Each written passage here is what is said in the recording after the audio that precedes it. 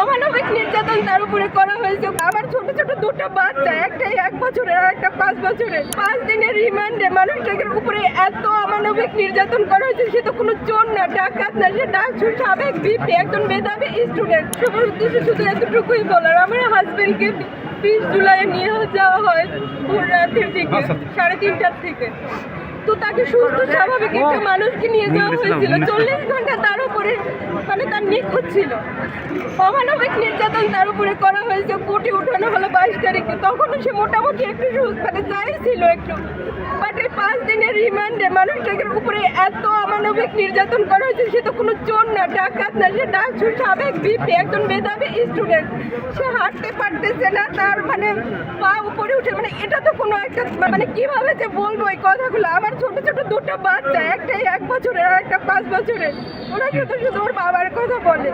বড় বাচ্চাটার খাওয়ানো বন্ধ হয়ে গেছে, বাট সেই মানুষটাকে যখন এই অবস্থায় দেখতে হয় অন্তত আর যে অবস্থা তাকে করা হয়েছে, তার এখন ইমিডিয়েট তার ট্রিটমেন্ট দরকার, বিশেষ করে চিকিৎসা। আগে তো তার চিকিৎসাটা দেওয়া হোক, সেটাও তারা দিচ্ছে না।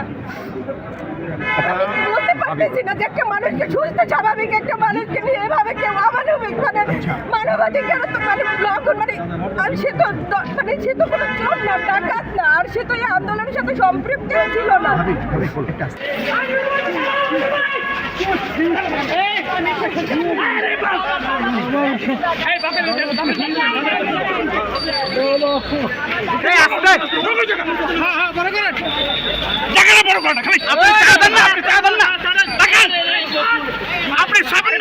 সামনে থেকে একটু সাইড দেন না ভাই।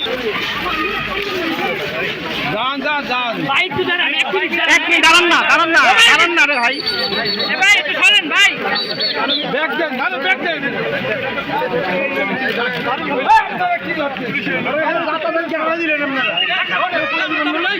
দাদা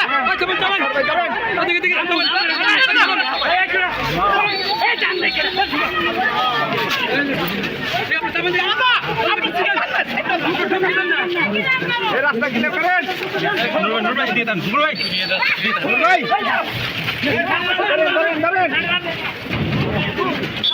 মুরব্বী, আপনার কথা কি দেখছেন?